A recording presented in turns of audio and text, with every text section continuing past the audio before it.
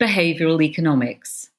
Better behavioural insights can help employers nudge staff towards better performance. Here's how the science works. By Megan Breen.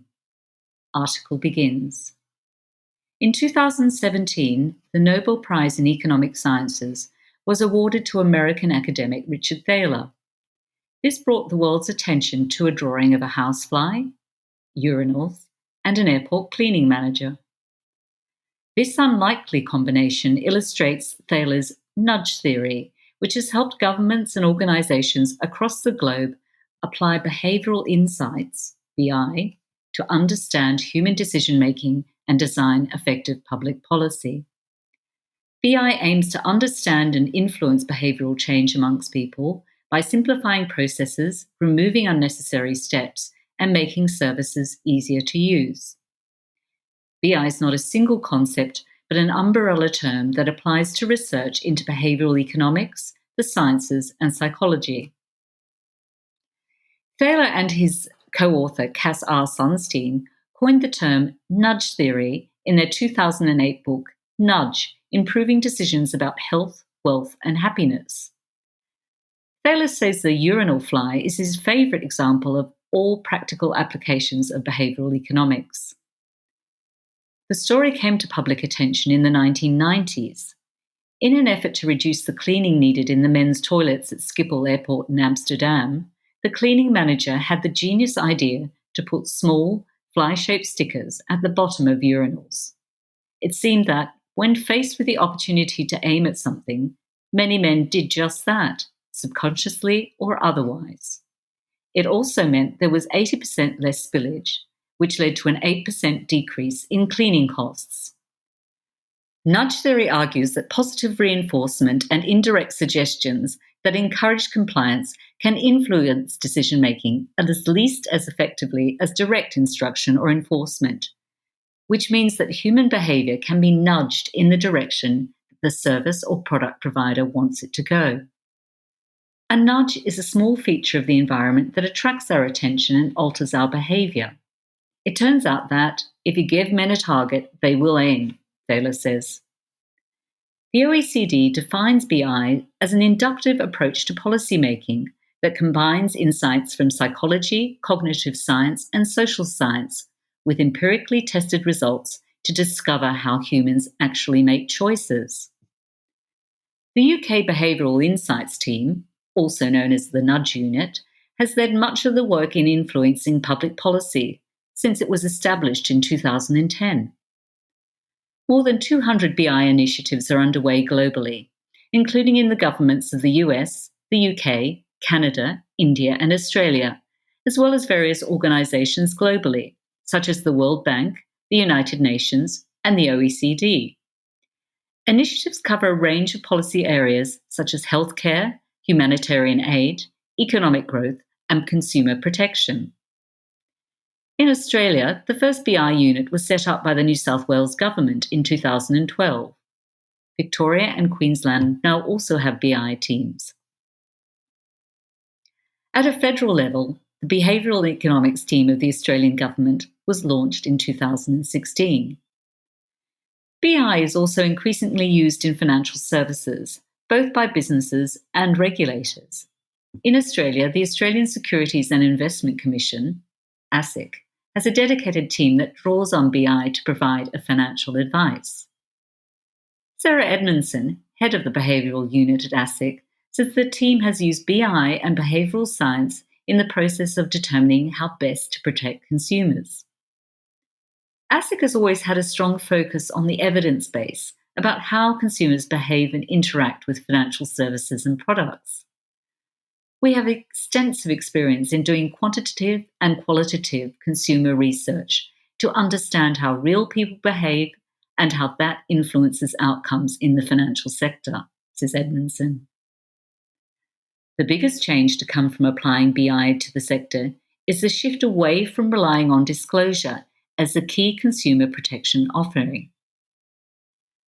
This reflects direction from the 2019 Royal Commission into Misconduct in the Banking, Superannuation and Financial Services Industry for companies to treat consumers more fairly, says Edmondson.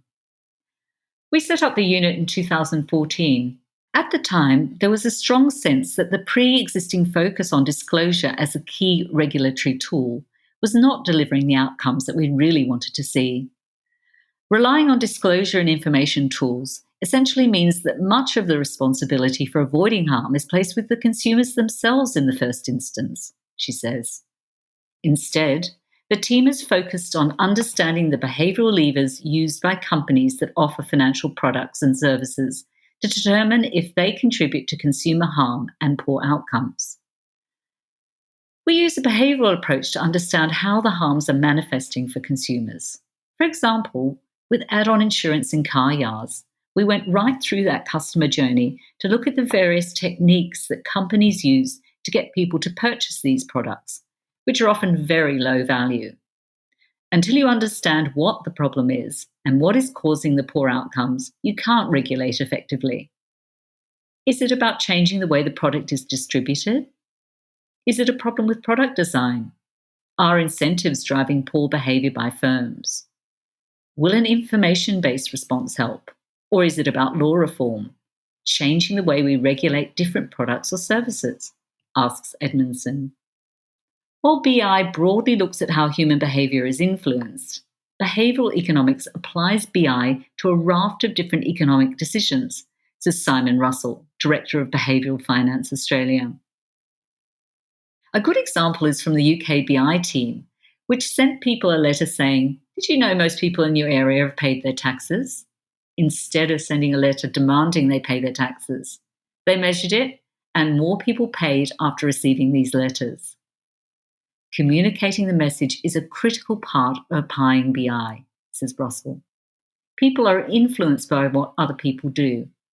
If you want people to stop littering, don't put a sign up that says, "A lot of people litter here, please take your rubbish home," because you're telling people that everyone litters here, so they will too. The sign should say, "Most people take their rubbish home. Please be like everyone else and take yours home too." The same can be applied in a commercial sense. Instead of saying, "Not enough people have insurance," or "Not enough people do estate planning," we should be using positive social comparisons to encourage them to be like the people who are using insurance or estate planning. It comes down to the communications you send to clients that might make them more likely to engage with you.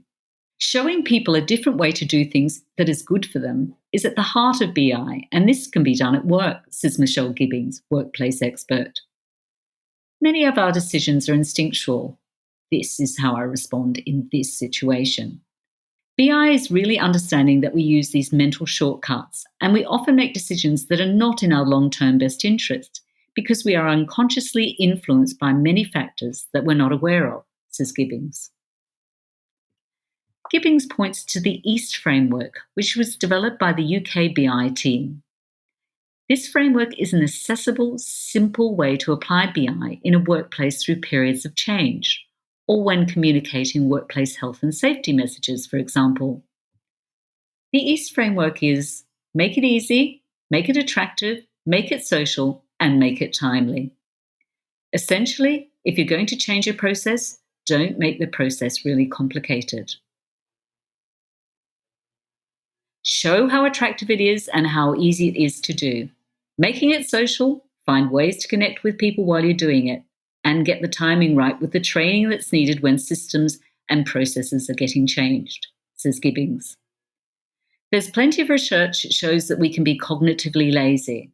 For example, we discount the future, meaning we'll make a decision now to take a benefit, even if that results in us not getting a bigger benefit down the track. Understanding the nature of our decision-making can help employers when communicating and trying to change behaviours at work, adds Gibbings. If you want to do things that are going to help people, then you need to make it easy for them. Think about how you can nudge them in the direction that's going to benefit them. Google redesigned their lunchroom to make healthy food easy to get and the unhealthy food harder to get to. What they found was that changing the layout meant people ate more of the healthy food simply because it was easier to get to. It's simple, but very effective, says Gibbings.